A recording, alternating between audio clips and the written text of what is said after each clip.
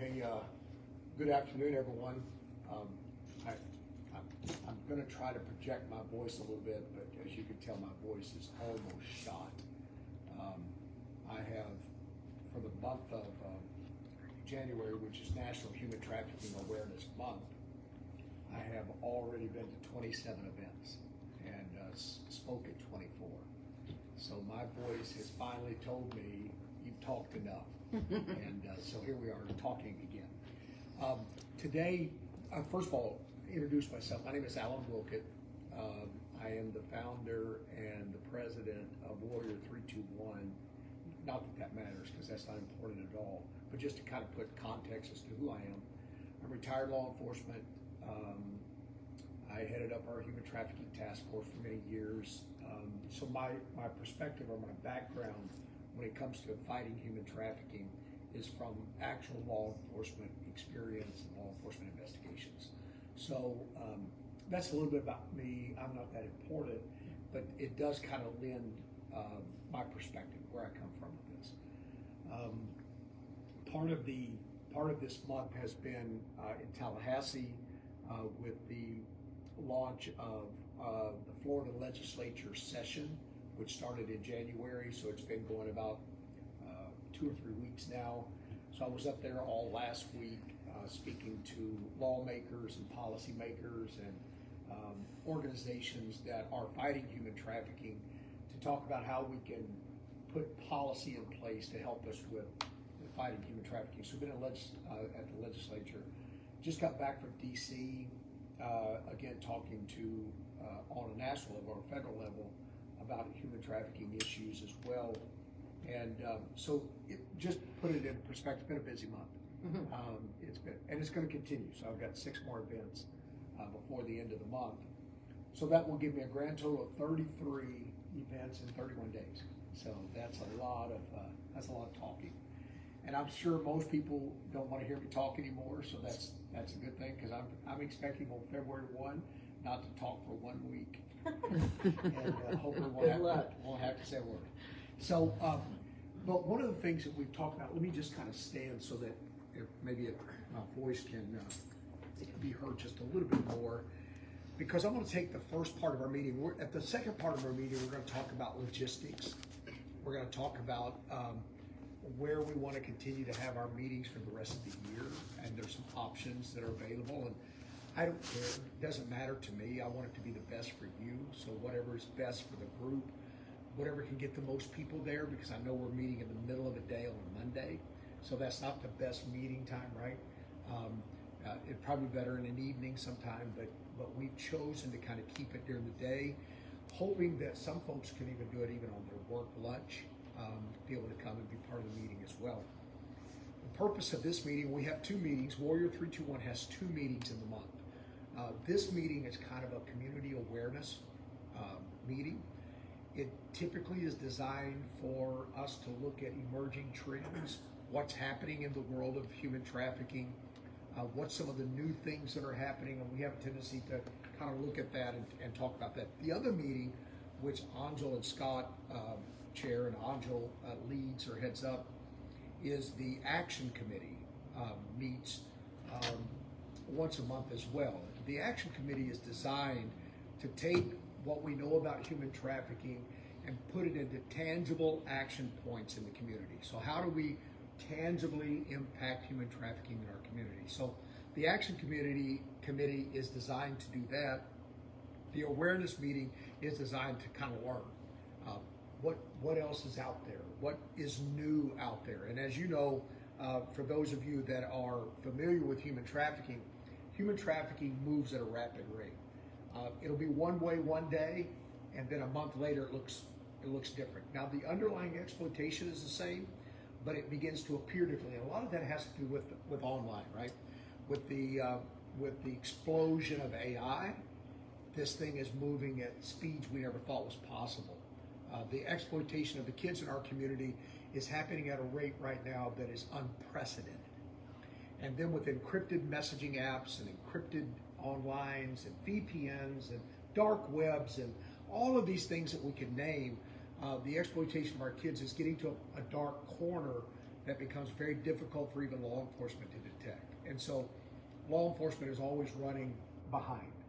And I don't say that as a slam against law enforcement, but these traffickers, these bad actors are moving in ways that law enforcement I don't think ever anticipated.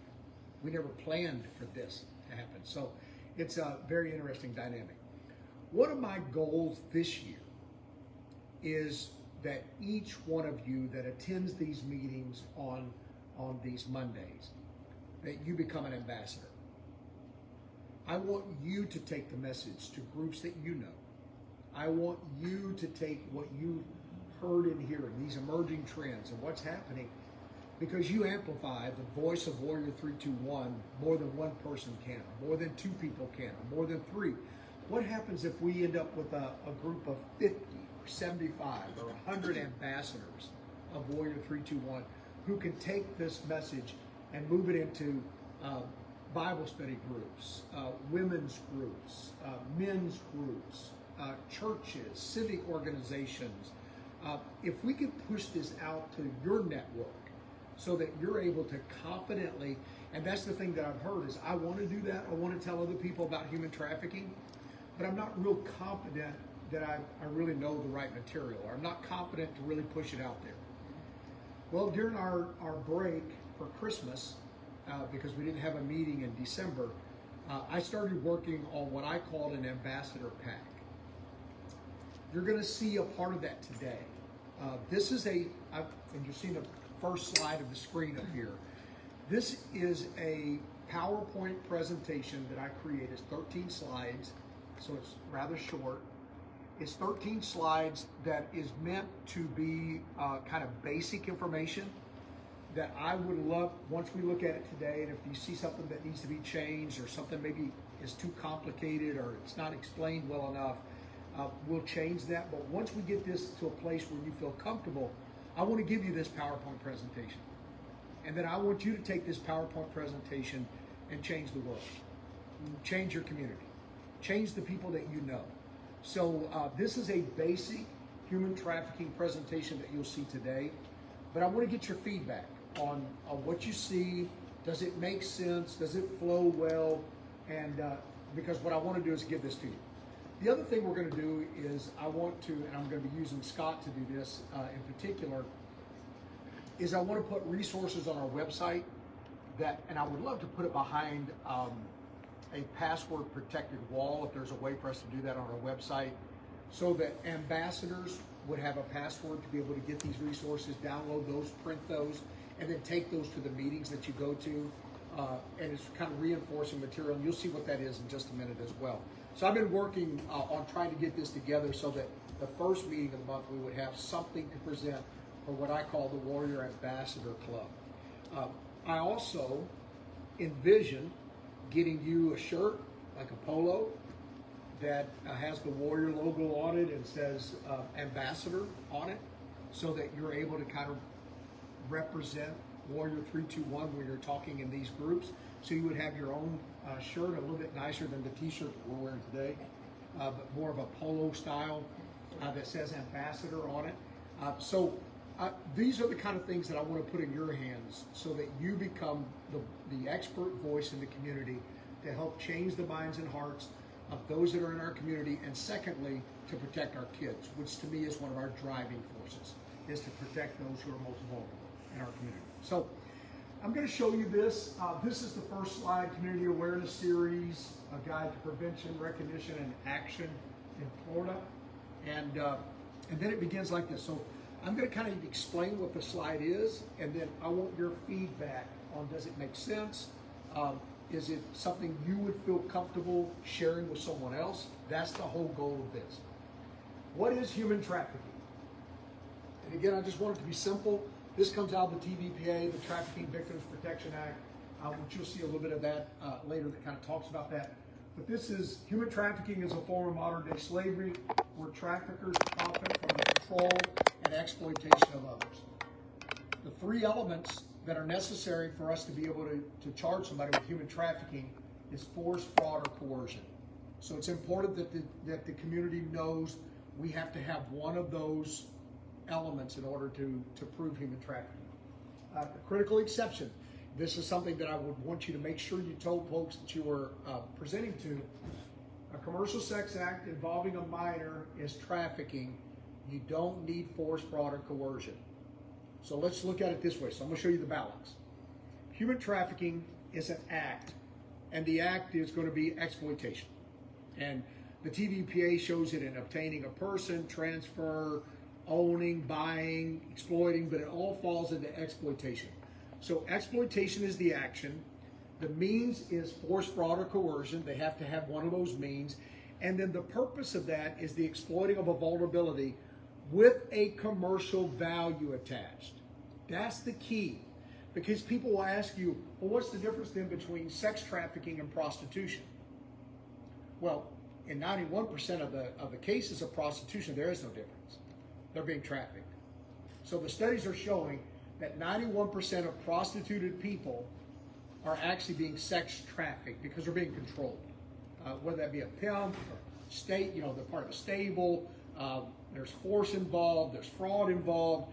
91%, the most reputable studies out there now are showing 91% of prostituted people are actually sex trafficking victims. So that means 9% are what we call truly independent. So they're not being controlled or forced, they choose to do that.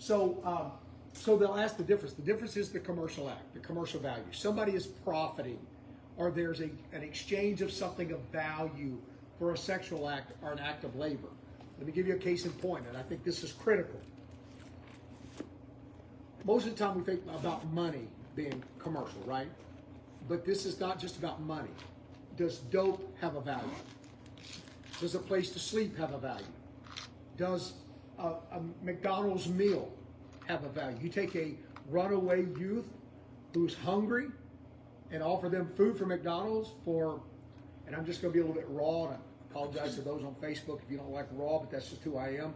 But you say, in order to get this food, you're going to have to give me a blowjob. Is that a value exchanged? That makes it human trafficking, right? So there's no, and besides that, for a minor, there's no consent anyway. So that's why force, fraud, or coercion is not necessary. So this slide kind of deals with that commercial value, kind of what that is, exploitation.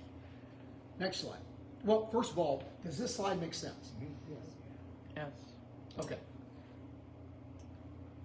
I always want to introduce the human trafficking triangle. Yeah. So I just actually put this in this morning because I'd actually forgot to do that. And I said, no, I want to make sure that we do that. And you've heard me talk about the human trafficking. The three actors that are involved in human trafficking is going to be the victim, the trafficker, and the buyer. I always mention, and this is something that hopefully you feel comfortable doing as well, the trafficker is becoming less human. It's becoming more digital. So online platforms, whether that's Skip the Games or Mega Personals or any of those that are out there that people are buying other people on, is digital. So the trafficker is becoming less human, but the trafficker is still involved. That's the facilitator. You have a victim buyer. And I separate that with supply and demand. The top part of the triangle is the supply side. The bottom side of the triangle is the demand side. And I'll put this in there. Reducing demand is critical for reducing trafficking. And some of my survivor friends that I have that talk to me extensively, they will tell me, they say, there have been times in their exploitation that there may not have been a trafficker, but there was always a buyer. And I think that's a critical point to make. You may have an instance where there wasn't a trafficker, but in every single case of sexual exploitation, there was a buyer. Which to me is why we have to go after the buyer, right? And again, I'm disappointed. I don't mean to deviate on this, but once again, they've taken the bill that we've introduced to the legislature to increase the penalty for buying in the state of Florida from a misdemeanor to a third-degree felony, and they've watered it down again. Yeah. So we got to file, but when they file it, they go, "Oh no, we can't charge people for buying sex with a felony. We're going to make sure it's a misdemeanor." So they've knocked it back down to a misdemeanor. And this is what drives me insane. And I'm going to get just a little bit emotional here because this is the 5th year we've asked them to do this. So to me, it's not education anymore. They've had the bill in front of them several years now. When you, in the state of Florida, If you pick up an alligator egg and walk 50 feet with it, you get charged with a felony. Wow. That's one hell of a comparison. Yeah. It's a felony Wow. to pick up and possess an alligator egg. If you pick up an eagle's feather out of the woods that was naturally shed from an eagle, and you pick it up and take it into your house, it's a federal crime. 1 year in prison and a $5,000 fine. But you can walk out of here today and purchase another human being and have sex, rape them, do whatever you choose to do with that when you bought them for that hour. And if you get caught, it's a misdemeanor. Now, buying a child is a heavy-duty felony, which thank God it is. In fact, the governor signed a law last year that under certain circumstances, child under the age of 12, certain vulnerable adults, is now a capital punishment. You could get the death penalty. Possible. It's a capital felony now. But to buy an adult, who most of those were exploited as children, they started the life as a child, a minor, and just because they're now, 366 days past their 17th birthday, all of a sudden it's a misdemeanor now. It's not right. It's just not right.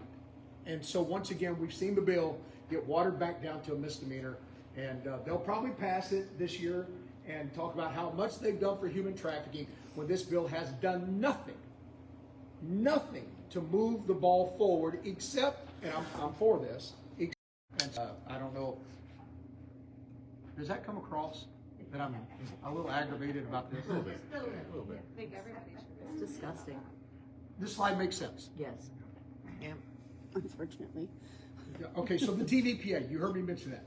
People oftentimes ask, well, what law is it that regulates human trafficking? On the federal side, it's called the TVPA. This was the foundation. It was passed in the year 2000. It's called the Trafficking Victims Protection Act. It dealt originally with those three things: prevention, protection, prosecution. It added, about 3 years later, a fourth pillar called partnership. So you kind of see that up in the corner. And you can see a little bit of the timeline of some of the significant legal remedies that were put in place.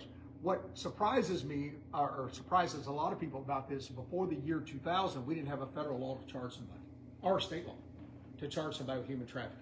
You could charge with abuse, which is typically what we would do. Child abuse, child sexual abuse was a big charge back then. Substance abuse, because there's a lot of substance, dope trafficking, things of that nature. So there were things that we would charge with, but not human trafficking. That was put on the books in the year 2000. It was a federal crime. And I think Florida passed their first law about 3 years later or so, and it mirrors almost identically the TVPA. So that's just a little bit of history about human trafficking, where we started getting the laws from. Here are the types of trafficking: sex trafficking, labor trafficking.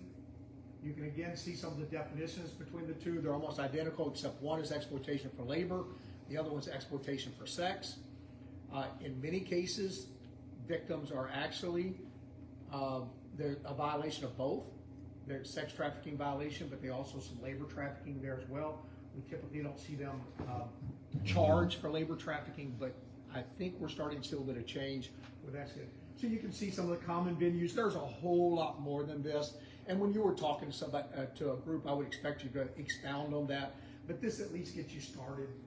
Illicit massage businesses, escort services, brothels, hotels, motels, which is huge. Common industries, domestic work, what we used to call involuntary servitude is now kind of folded into labor trafficking. Agriculture, farming, Asian nail salons is not up there, but it's probably, well, every Asian nail salon that I ever went into as law enforcement had a labor trafficking component to it. So it was, again, getting victims to identify as being victimized was very difficult, because again, for them, what they have here is a lot better than what they came from, China or Korea or wherever it may have been. So they rarely will self-report. But if you look at the definition, they certainly were labor trafficking. So that's the types of that makes sense? Yes. It's a pretty simple slide. By the numbers, global prevalence, and this comes from the International Labor Organization, which is the ILO, 27.6 million as of the latest report, with 6.3 million being sex trafficked out of that 27.6 million. So you can see the largest component of victims is labor trafficking, right? Sex trafficking is a smaller number. However, when you get over to where the money's being made, sex trafficking is 157 billion out of the 236 billion that's been generated by human trafficking.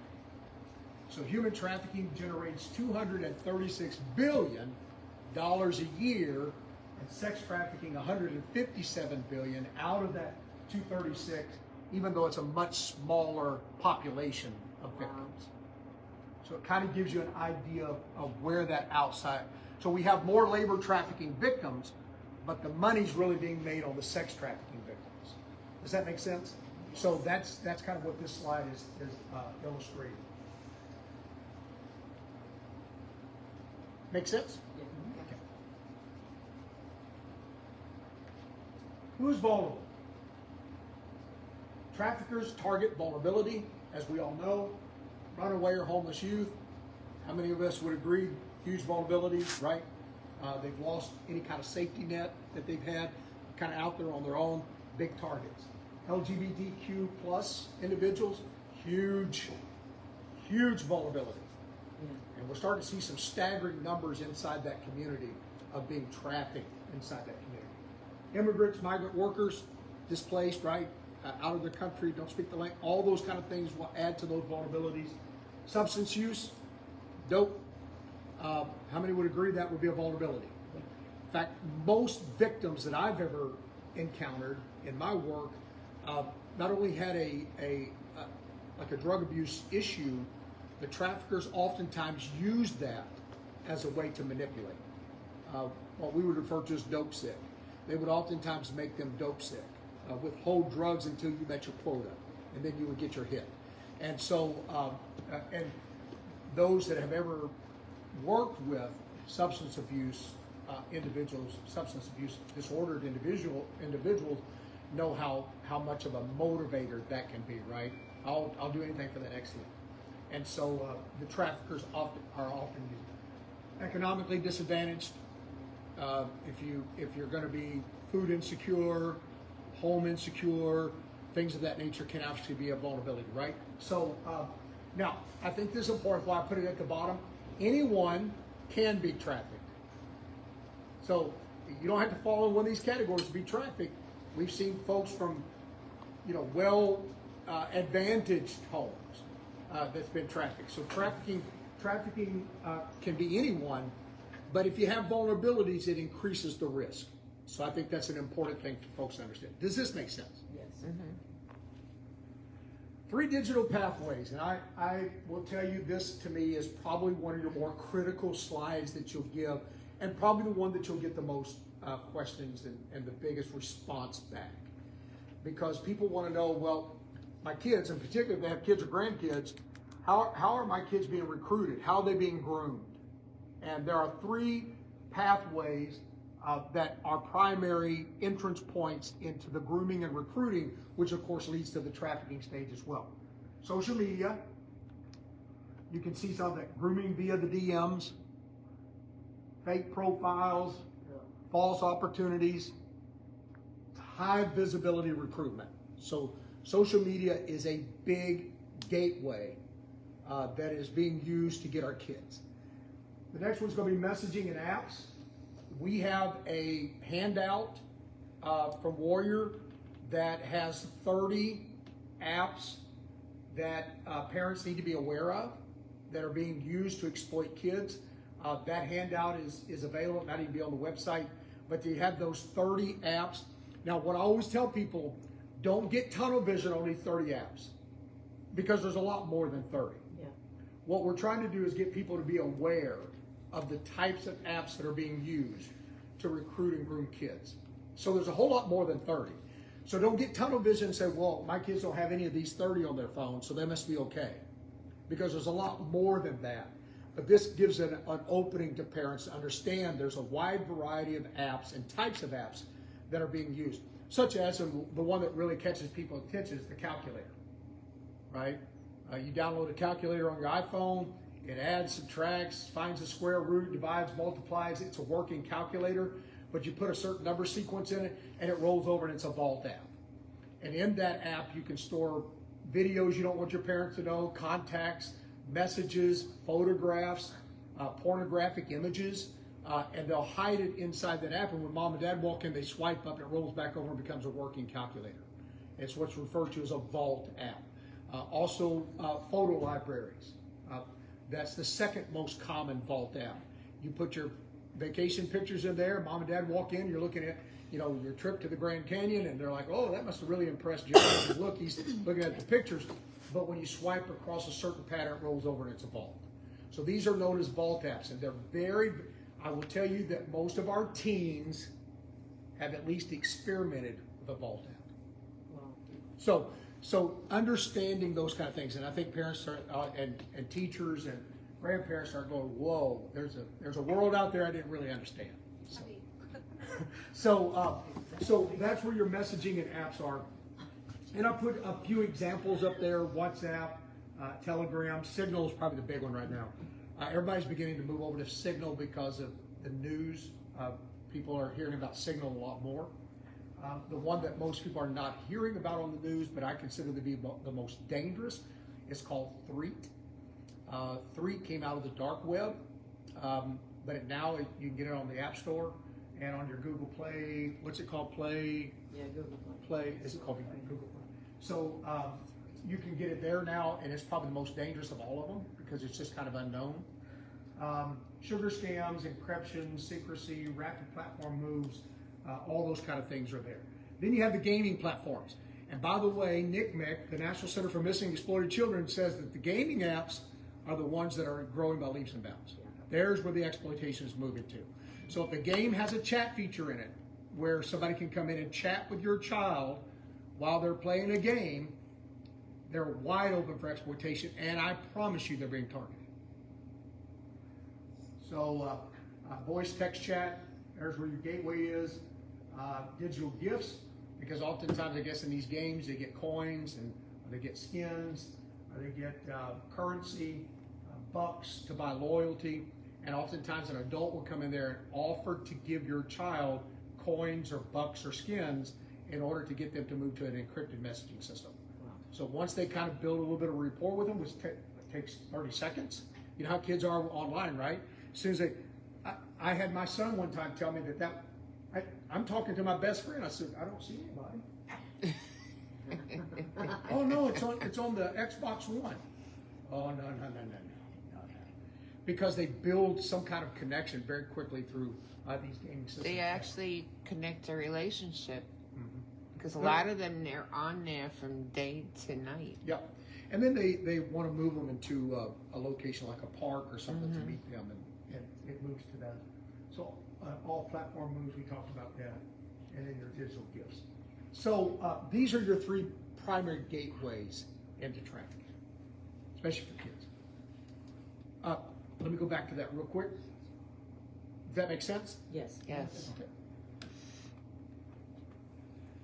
Hidden in plain sight, the hidden communication, what we call covert communication. You will not get exhaustive with this, but I think it's important to note that there is a communication among traffickers as they're recruiting and grooming kids and their victims. And they're starting to move away from words because a lot of platforms are starting to put algorithms in that can capture certain words and word combinations that can signal that there may be trafficking going on or exploitation going on. So they're moving to emojis. So kids communicate with emojis quite a bit. I actually have a library of probably 120 emojis that are very common in the sex trafficking world. I have a language glossary that has over 240 words that are used in the trafficking world. I have a list of probably 80 hashtags that are used to locate people based on hashtags inside social media. So just know that emojis, and I gave you a few of those up here, Here's some hashtags. Hashtag new in town. That's very common on some of your buying websites, buying human websites, as I call them. Generous? That pisses me off. Yep, generous. And I think that, and I put it down here, the presence of a single emoji or a single hashtag may not be trafficking because we use it too in the real world. But if you start seeing them in patterns, or you see it in multiple places, now you got a problem. So, Wow. make sense? I know that's just a simple, but it's kind of an introduction into the secretive communication channels that are being used. Trafficker tactics. Recruitment is the luring phase. Romance, boyfriending, that's probably the biggest with kids. Fake job offers, modeling. I can tell you I had a case where it was a model offer for a 13-year-old girl who was asked to come in and do headshots. And then it was like, hey, can you just take your dress and slip it off your shoulder a little bit? Show a little bit of your bra, swimwear underneath there. We're gonna put it in, we're gonna farm this out to a major catalog, maybe Macy's or something. We'll do this for swimwear. And the next thing you know, she was completely naked. So modeling, peer recruitment, that's huge. Kids who are involved in the life now begin to reach out to other kids, and it becomes peer-to-peer recruitment. Online grooming, false promises, money, shelter. Debt bondages will be under control, threats and violence, isolation and monitoring, confiscating of documents that mainly on your immigrant or migrant populations, trauma bonding, which is where you begin to get that strong emotional bonding to the person who's trafficking you. Begin to consider them your boyfriend, your daddy, that they'll say and the like. And then the exploitation happens. That's where the money or the abuse begins to happen. So these are your tactics that traffickers oftentimes use to get to that area of exploitation. Warning signs.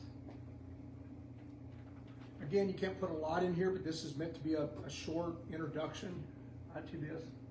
Physical and behavior. These are probably some of your big ones. Environmental and digital. These are big. I can't tell you how big these are. So I tried to put probably the more common or the most common there. Again, there's a whole lot more, and we're going to have some of those resources on the website as well. One sign alone may not indicate trafficking, but you start looking at combinations, and that is a red flag. Unexplained wealth or gifts is a big one, because oftentimes if they have the boyfriend trafficker, they're going to shower them with gifts, and so things will show up that, you know, shoes, a handbag that's can be fairly expensive, the nails just got done, or they seem to be kind of beyond their means. All of a sudden, there seems to be this elevation of wealth or a source of wealth that comes into life. That's huge. That's huge. Unusual hours would be another big one. Secrecy would be huge. Here's your reporting resources. National Human Trafficking Hotline, DCF's hotline, which probably most of you already know, 896 abuse. This is the Florida Human Trafficking Hotline. That's rather new, it's probably about a year old now. And then, of course, the website to report online with DCF. Here's what I usually tell people. If the victim is a minor, you always call the Florida abuse. Always. You said, but I'm not a mandated reporter. Oh, yes, you are. In the state of Florida, every person is a mandated reporter. Good. So it's not just school teachers and not just, it's every person in the state of Florida is a mandated reporter. So if it's a minor, it's always a Florida abuse hotline. Always. If you're trying to report for, you're trying to get resources for a victim, you would call the National Human Trafficking Hotline. That's going to be kind of a resource. Now they'll put it in a report and send it to law enforcement. I used to get those by email, but sometimes they're 2 or 3 weeks late. So I'll get something that says, hey, 2 weeks ago, there was somebody at the Walgreens and this report came in that somebody, 2 weeks for law enforcement is a dead end. Right? I mean, they're gone. Obviously they're gone. So that, it didn't do me a whole lot of good there. But if you're looking for resources, I would, if you're looking to get law enforcement involved in it as quick as possible, that's your Florida human trafficking. That's going to be a reporting hub. So that goes to FDLE. So that goes straight to law enforcement, and then FDLE will make sure that that gets to Fernando County Sheriff's Office, Pasco Sheriff's Office, the task force, whatever is kind of that appropriate dispersion. So the Florida Human Trafficking Hotline is going to be your kind of reporting hotline. Your National Human Trafficking can be a resource hotline. If it's a minor, it's always the Florida Abuse hotline. Does that make sense? So, so you have that. I think, is that the last one? Nope, the last one. People always ask, what can I do to help? So I try to give them a little roadmap of areas that somebody can help in. Like educate and share, protect your youth online, verify opportunities, report suspicion, support survivors, advocate for policy. And again, I put the national hotline and the Florida hotline on the bottom of this. Awareness is the first step to prevention. Action is the first step to change. That's right. So we can have all the awareness in the world, but if we're not doing something about it, then all we're doing is becoming more aware. So that's it. That's 13 slides. Thoughts? Sure. So, what if we had like a trifold made or something with some of these facts so that we can go to events and pass them out? I have a company that does that, and I'll donate them. Oh, wow. Yeah. Okay. This is really dear to my heart, so I would donate That's awesome. a nice Thank you, trifold. Stephanie. Yeah, so let me show you something and see if this kind of begins to, because I love that idea. So watch this. First, before I get there, I'm going to switch over to something. Any more thoughts about the PowerPoint itself? This is what I would like to give you so that you could in turn, whether you have a small group, it might be your family. You might want to set your family down and say, hey, I need to share with you a little bit about human trafficking. And it gives you kind of a roadmap where you can talk about it in a more of a, but my goal as well as that is to make sure that we are, hey, there's Pastor Jack.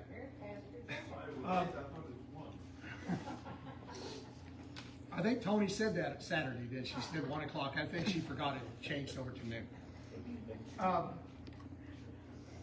But the idea of this is to sit down with a work group. I know BNI, you won't have enough time to do this at a BNI, but a business group or a chamber. Maybe you're asked to speak, take an opportunity to not just talk about your business, but talk about human trafficking because it's a really important model. So the idea is to give this to you. It's 13 slides. You don't have to use them all, but the idea is that hopefully it makes enough sense and it's simple enough that you have that ability. Yes. So with the slides, I know we have the gist of it on the screen, but how you can add notes. Are there going to be notes that you want to specifically put down, like frequently asked questions that come up maybe with the slides that you do, or we could send them in as we get the questions that we aren't able to answer, or things like that, then we can add it to like feature slides? Now you're hitting on something that I think is great, because what I would like to do is, everybody in your group won't do this, but everybody should be aware. But you may have somebody that you're talking to that says, man, I had no idea. I want to go deeper than this. Well, if that's, you could always reach out to me, and I'll come with you, and we'll do a deeper, as you've seen the PowerPoints that I have, they get raw and nasty at times. But it's going to be really a deep dive into human trafficking, what it looks like. I can share with you the examples and stories that came out of this, which makes it come to life. What I'm hoping here, and I can put notes in here, or you can put notes in here, because there's a place there to click to put notes, where you can say, hey, I want to make sure that they understand this. So yes, there is a place here to put the notes. And if it's something I need to do, like you say, boy, that one slide right there, I really want to make it, but can you add a couple of explanations or maybe a couple of questions that may rise, and I can make sure that we get that information to you as well. I think the phone number section would be helpful to know, like, where to go for certain things, because I didn't know that this one is more for information to help them, resources and things like that. That would be really helpful for me because I won't remember that. And that's really good, because a lot of times people will say, who do I need to call? And the standard response has always been the National Human Trafficking Hotline. And then it's like, well, law enforcement never got a hold of me. Well, law enforcement may not have ever got it. Right. So It's not saying that they're bad, it's saying that their focus was more for victim services. Right. They're trying to get help to the victim. If you're trying to get law enforcement involved because you know something's going on and we need to get an intervention here, that Florida hotline was gonna be the one. So maybe an explanation there in the notes is what I'm hearing. Yes. Anything, this is great. What do you think about the layout? Does it look to be professional enough to be able to do that? I'd like to see our branded colors of the black and red, But at least. you're beyond me. Yeah, I can work with that. This right here is the best I can do. I think also, In fact, I'm exhausted after just seeing this. back to the phone numbers part, if you may wanna list them differently, like maybe put the national line last. Okay. And I can tell you just from working as a second responder and child advocacy, Yep. we get every single report of child abuse from that hotline. So it goes to multiple, we get a lot of abuse on those Right. two, but it's being looked at by multiple different agencies and stuff like that. So maybe listing them as where to start. Okay. Florida first, child for this, and then the For the national Florida last. Child Abuse Hotline, and then maybe the National Human Trafficking Hotline kind of last. and Yes. Designated as kind of a Broader. resource Yes. hotline. That now so I don't want to say something that it's not. They'll get it to law enforcement, Right. Yeah. but it's way it's down the It's line too late. because their focus is I The want to get victim. help to the victim. The victim, Yeah. yes. Which is needed, but it doesn't help us get the Immediate. cops rolling. Yes, Just a question. sure. We have a rack card that we all put together. Where is that rack card? It's in my office. Where are you? Over here. It's at my office. Okay. That's where I've got Because I know everything there's a stored. bunch on one side, there's a bunch of numbers, and they might be the phone numbers that you're talking about, Alan. Yeah, we need to look at that and make sure, because I'm not sure how long ago we printed those, and make sure that we have the, Not too long. and I love the idea of putting it in, maybe an order of priority, and then identifying. And also, as basic as this sounds, adding 911 on there if it's an immediate Yeah. situation situation that you're That's a good point. witnessing something in a parking lot, Yeah. calling 911 Yeah, immediately. immediate action 911. Yes. Yeah, and that's always the right. Yes, Mhm. Just he's saying for the slides, Oh, for that specific I'm slide. sorry, what was the, Was We- there a link that you could go to for that? to get this, we're gonna put it on the website, and we're gonna put it behind kind of a password protect, at least I'm hoping. We can get kind of behind a password protected. The reason being is, while I want everybody to have information like this, if you haven't sat through something like we've just done and let me kind of talk our way through it so that we get the people can say things meaning well, but end up getting the wrong information out there, and now you have confusion. So I want to make sure that anybody that can get to this has at least went through like a basic training to kind of know where this came from, and so that's why we would put it behind a password protected, yes. And then there's also going to be a resource section as well, where you can print resources, handouts. You can print it right from the website, so you can take that with you if you want to, and hand that out while you're there. So, and then if it's a big, like if you were going to a group of 200, you may not want to sit at your home printer and print 200. We want to have maybe some of those already pre-printed, but my hope is that if you're going to go to a men's coffee club and you're going to talk to them about human trafficking and you think there's going to be 12 there, maybe that's something you could go to the resource page, print 12 copies of that off, and then take that with you, and you have it with you right then. So that's the idea behind it. Yeah. Going back to your BNI, there's nonprofit seats available in my area that you join for free, and you have an 8-minute presentation where this is much needed. Yeah, I'm we- in one with 60 members. We probably could get this into an 8-minute. Absolutely. Yeah. Oh, I love that. That you would- probably have like a 2-hour meeting because there's so much to Yeah. go over. But I thought BNI would like 2 minutes. no, you have an 30-second 8-minute commercial. presentation. Oh, 30-second commercial, okay. Because I know I've been sitting in a couple of them, and it seemed like they were dinging the bell pretty quickly. get that presentation how often? Right. You get it every Every quarter. year. Every quarter. Yeah, it just depends on how large the chapter Right. is and volunteers. And then also, great point with what she's saying is if you have a nonprofit meeting, like a Warrior 321 nonprofit meeting, where you have all of your nonprofits coming together that are in those BNI seats that they can share this That's a information. great idea. Yes, I work closely with a couple of them in Pasco County. That's awesome.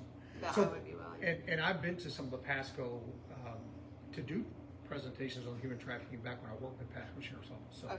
so I've been to, but again, that's quite a few years ago now. So we need to get this back circulating. Yeah, it and needs to get be back- fresh. Yeah, agreed. Somebody else hand? I saw, yes. Do you have any handouts that, available that you give to kids, like, things to be, red flags to be aware of, like if they're out in public, or from websites and everything, to help them be aware Yes. and educated? So what I have found is that I would prefer to train adults in their life before I just hand them a sheet. And the reason behind that is because sometimes kids being curious, they're innocent, they're curious, but if I hand them a sheet, they oftentimes may not have known something that's on that list, and out of curiosity, they go, well, I'm gonna go visit that website. Yes. And Very then they end often. up on that website and they end up getting really hooked. Very often. So, so what I like to do is go to parents, to churches, to grandparent meetings, PTAs, or whatever, do an education for parents, and then hand them that resource, and then they're able to take their children and sit down and say, hey, did you know about these? But now there's somebody else that knows. Does that make sense? Yeah. So yes, we do have some handout resources that can be handed out, but my preference is to kind of go through a guardian, adult, teacher, whatever that looks like, and then get that information to them. It'd be something good too if they're out in public, things to be aware of, Yeah. people around them. I think broad without getting too deep, like in other words, I don't want to tell a child, I'm going to use a 13-year-old child, and I'm going to say, skip the games is bad. Yeah. They're going to go, ooh, skip the games. I wonder how I get there. I want to see why it's so bad. And I get that because I have kids, right? So they'll be on skip the games going, whoa, let me just play around with this a little bit and wander here and there. So what I want to do is give that kind of specificity. What I do like is where you're going, and that is, here's some things to be aware of. If you're in a place and this happens, this is not somebody just trying to befriend you, this is somebody trying to traffic you. So I think we could do that as well without directing them to places they have not been yet. So yes, I like that idea. Are there any testimonials on the website, like from previous victims? That Yeah. seems to be something that works really well with our advocacy, is when the kids can see somebody else's survival story. We certainly can do that. And I don't think we have that. No, we don't. At the bottom of the website, you will find the files. One of them is the 30 apps is on there, and the other one is the there is a list of red flags and that. If you were at the were you at the event in September? It's the other sheet that we had out. So there are a couple of resources down there at the bottom of the webpage. We really do want to build the webpage up a lot better than it is. I've got somebody who will do all the design work. I mean, I've got a friend of mine who's a web designer, and he's more than willing to handle all that for us. Is it warrior321.com? Yes, .com. We just need to create the content. It'll get along there, but we just need to get down together and get the content put together for us. So, and I guess, I'm sorry. No, you're fine. My name is Kathleen. This is my first meeting. Thank you for having me. Well, of course.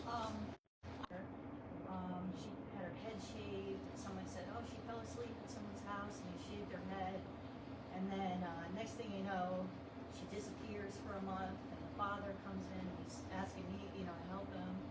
And then I talked to another woman, and she said to me, I'm telling her the story, and she said, and this woman, these people don't call the police in this neighborhood. They're not going to call, unless somebody's missing, they're not going to call the police.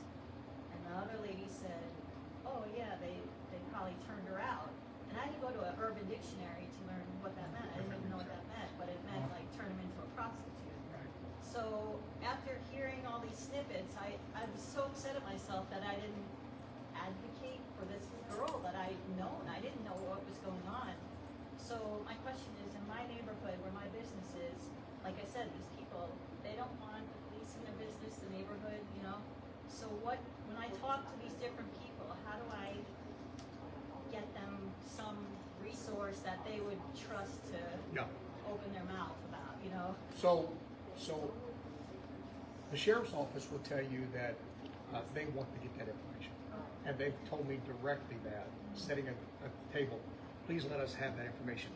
If somebody is kind of concerned calling directly to the sheriff's office, Crime Stoppers, they've said, is a really good kind of third-party intermediary that kind of strips away personal details, so they don't feel like they're going to get in trouble. Somebody's going to find out who it was that reported them.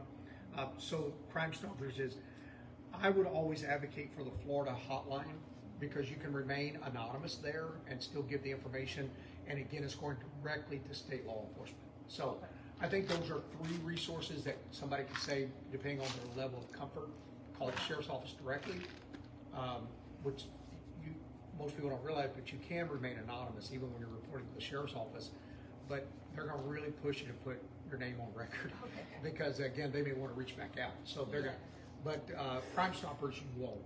They'll strip out all of the personal identifiers. It won't be public record. No, and that's why they recommend Crime Stoppers being kind of that third party if you truly want to remain. And if you live in certain neighborhoods, you're probably gonna have some of those concerns. Yeah. Look, I've done this work for quite a while. I walked out and had a 9mm bullet set on my windshield when I come in, or when I come out of the house. These people don't play. I mean, they don't play games. So I understand. So there's some avenues, and then the Florida hotline that I gave you, you can remain anonymous there as well. Okay. So those would be. Let me throw this up on the screen, kind of in answer to your question. One of the other things that I did was try to put together some resources, at least some thoughts about resources. I am not good at this. It doesn't line up the way it needs to. It's I'm terrible at this. I'm not creative. I can shoot the wings off a fly, but I can't create a poster. So That's okay. But I think at least it's, so my thought was, how about like a pocket card?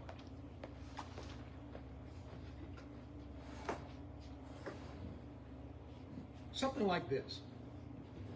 Human trafficking warning signs that you can hand out at some of these meetings that are just a little small pocket card that somebody can slip into their pocket and go out. We can work on, here's some recognize the signs: physical, behavioral, environmental, youth. And it's just some signs that they're there. And again, it's not exhaustive. You can only put so many on something like this. But a little bit of see something reported, have the hotlines there as well. We How can, big of a card? Bigger than a business card, but smaller than a yeah, regular card? yeah. Okay. Like what we used to refer to as a palm card or a postcard, like a Postcard, yeah. postcard size. You know, slip it in your Something pocket. that's gonna fit small enough to Probably fit like in a a normal 4 by pocket. 6 Yeah. would be a good size. Is that a half sheet? Would that be like a Well, half sheet? it's just imagine 4 inches, right? Half of Okay. 8.5 by 11. Okay. Out. Yeah. And 6 inches is about half of the 11 size about. Okay, so something like that. Let, Ballpark 40 feet. now let me send. I put, and I've been busy during December. I didn't have any time in January, but in December I was busy. Here's a one-page information sheet, and tell me what you think about this. Human trafficking. This would be handed out after you do your presentation, and now it says whatever community members should know, and it talks a little about sex trafficking, labor trafficking, gives a little bit of the numbers, the stats that we talked about, who is vulnerable, digital dangers, and then it would have a report part of it as well. So that would be like a one-sheet information sheet that kind of highlights what you've already talked about in your presentation, and now they can take that home with them. So that would be, and then the last one that, and again, I'm terrible at this, it's not on. Here's a myth versus reality. I cannot tell you how many people like this. They like to know, here's the myth, but here's what is real. Trafficking only happens in other countries. I hear that all the time, still to this day. Yeah, and then it doesn't happen in our county. Yeah, then you have the reality. Victims are always kidnapped. What people get stunned by is when they realize less than 3% of victims are what we call snatched in, kidnapped. Over 97% are lured in. So we go through all these efforts of stranger danger, and I'm all for it. If that can protect anybody. Stranger danger, be aware, you'll be scared. We go through all But how much time are we as parents or as guardians of our community, how are talking about being lured? Very little of that. So we're outsized on the physical side and not so much on the online. So this kind of talk, and I'm not going to go through all those, but you can see a myth versus reality, and then know the truth, save a life, and then there will be some. So I put together, and they're not formatted well. They're all, I can't get them on the right page. I've tried, and they all get all messed up. I'm just not good at that. There's so many of us in the room that But can it is a Word document. So anybody that's good at Word can probably take this and make it. I hate Word. We love Canva. There you go. So this would be kind of a resource, some resources that you could take with you when you've done the presentation, and then hand that out. And I'd like to have this available on the website behind kind of, again, a password protected site. And you can go up and click and say, hey, I'm going to be talking to 11 people today, and click up there and say, I'd like to take this sheet with me, or some smaller handout cards. We probably have to print those because otherwise you're going to be cutting and stuff. Yes. Can you send me a copy of that? Sure. Yeah. Sure. So you have, I think you have my email. I do.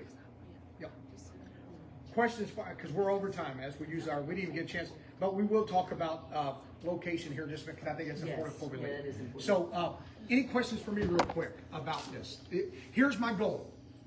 I want 2026 to not be the year of Alan. I want it to be the year of all of us out there in the community, changing our community. Amen. Because I can't change my community, and I know you know that, and I'm not saying it. I can't change it by myself. You can't change it by yourself. But if we're all working together, I am more than happy to bring emerging trends through my travels and my, the operations that I have. All that's kind of cool for me. Bring that to us, and we can add those in as we need to. But this is the year of the ambassador. This means I want there to be Warrior 321 ambassadors in our community, changing our community one talk at a time, one presentation at a time, one person at a time, one family at a time, one church at a time, one civic organization at a time, whatever that looks like, changing our community. And that means all of us doing this together. So that's the reason for putting this together. Thoughts? Amen. Yeah, great job. Oh, thank you. And hey, look, I'm kind of proud of myself too. I built a chicken coop one time that could have been done in a day by my brother. It took me 2 weeks because I have no idea how to build a chicken coop. I don't know any idea how to build all this kind of stuff. But you did good. But I'm kind of proud that at least there's something up there that can give us an idea of where I really want to see us go. So, Anjo, take us to location and some ideas that we have there, and let's get everybody's feedback, and then we're going to work on this. All right? So welcome for the new folks that are here. It means the world to us that however it is that you heard about Warrior, whoever it was that invited you, God bless them, and God bless you for being here. And so this meeting will always be the last meeting of the month, the last Monday of the month, sorry. And we have been here, we have some time constraints here. We have the opportunity for Win the Day it's right off of US 19. So as soon as you cross County Line Road coming north, it's very soon thereafter on the right. What is it called? It's called Win the Day. Win the Day Foundation, yeah. The gentleman, we had a TED Talk, or an Alan Talk, Warrior Talk, whatever. Warrior Walks and Warrior Talks. And the guy that owns it was blown away, very impressed, very disgusted, and wants to also be more involved. And so he's got an area that's probably half the size of this, solidly half the size of this, and has just made it available to us. So on Mondays, I don't think that they're open. They are, but they don't have anything scheduled. The only thing we've got the space that we want. Okay, so there's plenty of room. Dairy Queen's right across the street. You can always Uber eat something over there. It would be wonderful if we could find another restaurant that could house us all, that also we're not competing voices with everybody else trying to enjoy lunch. If he's, Yes. if we have a consistent number of people, he'll bring in food. Well, he does own a couple restaurants, so yeah. A So we'll dozen, I keep think that it in is, mind but too. Yes, sir. I was gonna say that with the Florida Department of Health, I'm the public information officer. Oh, awesome. Thank you for being here. Man, I worked with them for so long. They were part of my task force, Florida Department of Health, and they used to go with me to the strip clubs. And I don't mean that in a. Alan, you should clarify, we're on camera. I have to always be careful. We go to the massage parlors and the strip clubs all the time. I have to be careful how that sounds. So, but yes, they were a great partner, great group. And I do trainings for them all the time. And have you been to one of my trainings over in Orlando? Where they do their... I haven't, but I actually was looking for a training. I found a lady, Renee Jones, and she's coming next month on the 19th, but I'll be welcoming you. I do training for there every year over there through their, they call it their ISP maybe? Investigators, the Florida Department of Health, their investigative wing. I'm not sure. So we do our training over there. So anyway, go ahead. But no, I was gonna say we have space at our department. It's on 19. I heard you talking about 19, and it's Okay. On Forest Oaks Boulevard. Oh, yeah. Right over there is where the new So tax for where office is Perkins, built. it's close to where Perkins Well, used to be. Perkins is gone. Yeah. We know. That's where we used to meet. I didn't even know they were tearing it down. I just saw it. Oh, it's gone. down now? Yeah. Waste of time. Okay, so And that's it's an free option? space is available. We are open on Mondays. The only thing that, and well, you guys are meeting in the middle of the day. Yeah. Space is only available in the office hours. Mhm. So I didn't bring that flyer, but I brought a lot of other information for you too. And I have our website later. I mean, Yeah. I'm jumping now, but I just want to talk about that. But I have like our human trafficking website. Okay. And it has a lot of information and resources that some you had up there, and there's more even on here. And I got the QR code if people wanted to. Perfect, thank grab you. it, so, That's but yeah. awesome. Okay, so then we'll weigh that into the options that are available. Sue?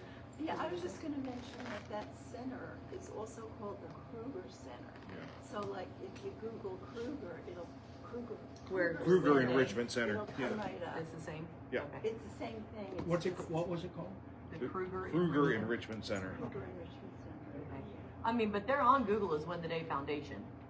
Oh, So- are they? Mhm. Okay, so Yeah. I've only They're also Googled there. the other. Yeah, okay, But that- all right, well, pick your, any, Whatever it says in our meeting. Yeah, that's right. I do like the idea, and I will tell you, to Scott's point and to Angel's point, when we did the presentation there, the owner came the second night, Yeah. the second night of our training, and he was so moved because he's got kids, he's got grandkids, Yeah. and he's like, look, I have an obligation to use whatever resources I have to try to help with this fight. And he does own a lot of restaurants and stuff, and I like the idea that he might bring food in from time to time. That is very kind of him. So, I'm gonna tell him Scott said he'd pay for it, but you're bringing it in. The second Monday of the month is when we have our action committee. So now, for those of you that are new in the room, I became involved in Warrior a little over 3 years ago, and Tony is one of my best friends in life, and I've just come to really love Alan and appreciate him. He's far more busy now than he was when he was employed by Pasco County Sheriff's Department. Very much so. Yeah, and but so when I came to the first meeting, I left so pissed off. I'm talking big mad, because how in the world can we know these kinds of things are happening locally, literally in our backyard, in our neighborhoods, in our schools, in our churches? And that'll ruffle a lot of church folks' feathers, because they want to think that ain't nothing like this happening in their church. But I'm going to tell you right now, it really does. How in the world can we just go home and do nothing? I can't do that. And so it wasn't long after that we started talking about, like, what can we do to make these things actionable? So that is the point of the action committee. And, we've got events that we planned. Last year we did the Warrior Walk. We are looking forward to doing things like that year after year until Jesus comes back. And we don't have to worry about this crap anymore. But in the meantime, brainstorming things that we can do. We've got some things that we're putting forth. We've been talking about for 2 years now. Trades Against Trafficking. Massage. Working with local places that are in these. Because not all of the nail shops are part of a trafficked situation. But to his point, the Asian ones are Higher likelihood. yeah, more than questionable for that. So are the massage parlors. I did not know until Alan did a deep dive on the dark web with a gentleman that used to work in federal, and now he's gone kind of private. But anyway, he showed us it just in Hernando County at that time, it's about a year and a half ago now, 53 illicit massage parlors in our county.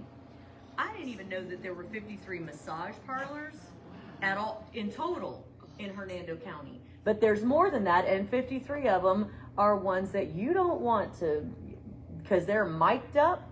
They're lit up with secret hidden cameras, and all of the images and things that they get, they are funneled not just here for blackmail purposes. You just don't know until you know.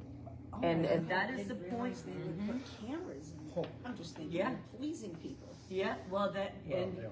But you and also- selling it Oh my. and using it for blackmail and things like that. So like you learned so something new naive. today.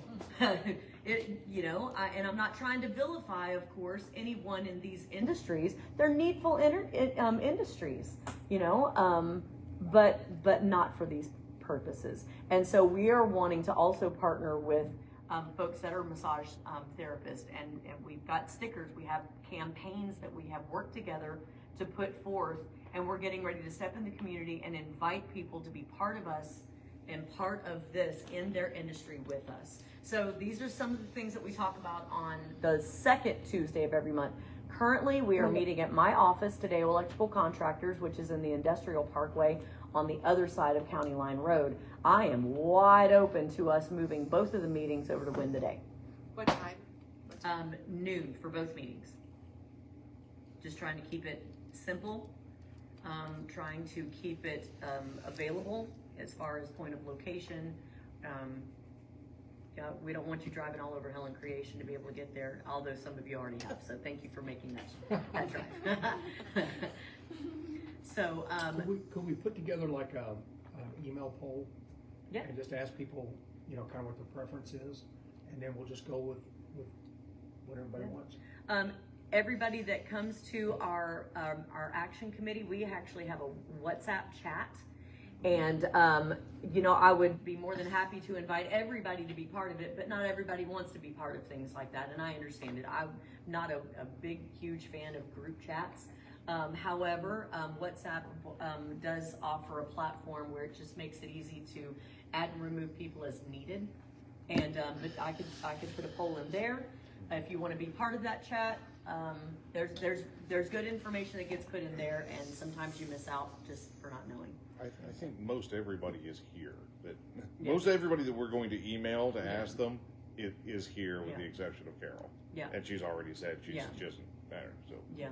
if you want to just throw it out now and just do a show of hands. Yeah, I'm down for that. Floyd? I'm great with this new one because I can come. Right. But I would think maybe every 3 months or something, could we do an evening one somewhere? Yeah, so that's what we talked about too. And an evening one is probably going to be easier facilitated at Win the Day. Yeah. And he also will bend over backwards to make his schedule available for anything that we're trying to do. And he's got a good amount of space where if it, there's just tables just like this all over the place. So. And to that point, I am more than happy to do an evening one, because I think if there's a way to catch other people, another group that can come in the evening, so maybe once a quarter we do an evening human trafficking awareness training. Yeah. So and Win the Day obviously would be the right location for that, because I don't think we can get this in the evening time. Yeah, no. What's good about it is there's parking on the other side of the road. There's like a service road that runs in front of Right. today, because my B&I group is there every Thursday. Well, and I like the visibility of it. If we were to have some banners or whatever that we can just stick in the ground, little flag banners and stuff. People are nosy inherently, and I'm all down for capitalizing on that. So stick a flag out there, and people are going to turn their heads and want to know what that is. The college. Right. Exactly, and it is right next door to the college too. Same entrance. So. How big are you wanting this to get? Like, just curious. Like, are you keeping it smaller, more intimate, or are you wanting to make it? No, we want it to be as. I would love for us. The next problem that we have is to find a bigger venue. Right. Because we've outgrown, that place, and then we outgrow that place, and then maybe even have chapters. There was a while where Citrus County was wanting a Warrior 321 chapter. We are Hernando centric, at least for now. Correct me if I'm wrong. And it's because he retired and moved here. So now this is his backyard, and so that's why all of our stuff is here. But we're not bound. We're not bound to just Hernando County. You're from Pasco, right? Mm-hmm. Yeah. So am I. Okay. So there's a few of us that come up from Pasco. We're not big enough. I mean, once we hit that point where we can, we're not big enough yet to split into another chapter, but. Right. I just mean like having like an event where maybe you make it like fun and then it gives you a stage to present it all because people are already there. So we did that we had a warrior walk. Yeah. And we actually walked around we had signs that we held and, just grabbing attention and creating some awareness locally down in downtown Brooksville. And then it was at Bandshell, and so that was a pretty nice platform to be able to project. We had a lot of vendors, Bounce food House. trucks, Bounce House. Oh, that's I would suggest doing, if you're talking about doing quarters, and I know you don't want to do chapters quite yet, but I'm from Pasco also. I have a lot of resources in Pasco County. Right. We also have a space that we could meet quarterly down there, just to offer something down there, because it was quite a drive for me on a Monday. Sure. To help branch it out, maybe make it like larger. Now, doesn't Pasco Kids First has a Hernando? We are part of. Yes, Yeah. It's hard to explain our services per se, but if a crime happens in any county, but involves a child that is from Pasco County, then those are our clients, or vice versa.